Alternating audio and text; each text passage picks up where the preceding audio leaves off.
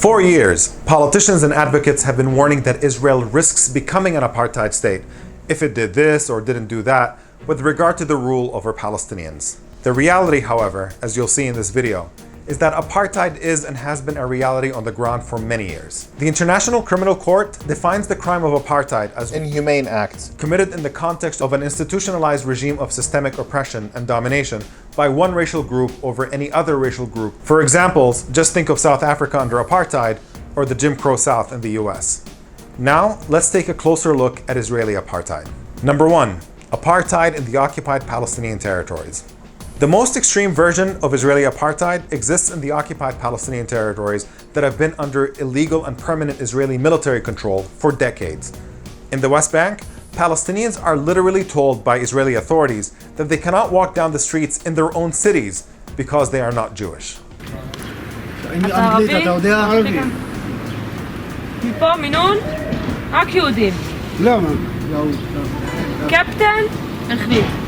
The same is true of hundreds of illegal Israeli colonies built on Palestinian land that are off limits to Palestinians, and an extensive network of roads that Palestinians are not allowed to drive on. That's because Palestinians in the West Bank live under Israeli military dictatorship, where they have no voice in the system that rules them, while Jewish Israelis in the very same West Bank have full political rights under Israeli civil law and are allowed to travel freely without the endless restrictions that apply only to Palestinians. And while Jewish Israelis are allowed to build homes in illegal settlements built on Palestinian land, Palestinian homes in Palestinian areas are routinely demolished, and sometimes entire towns are destroyed as part of Israel's ethnic cleansing project.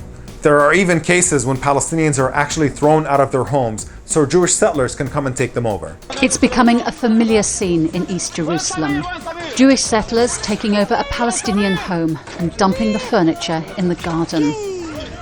This is the settlers' strategy. House by house, family by family, they're trying to take over the neighborhood of Sheikh Jarrah.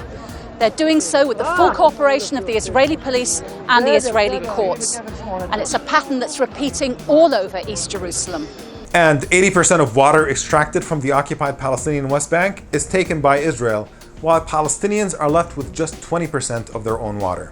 As for the Gaza Strip, nearly 2 million Palestinians are effectively living in a large open-air prison under Israeli military siege that has brought a life of misery and despair to the Strip, with contaminated drinking water and inadequate food and medical supplies, lacking the freedom to travel in and out of the Gaza Strip without Israeli permission, which is rarely granted. In short, Israel applies a blatantly separate and unequal rule over Palestinians in the occupied territories that perfectly fits the definition of apartheid. Number 2. Apartheid inside Israel.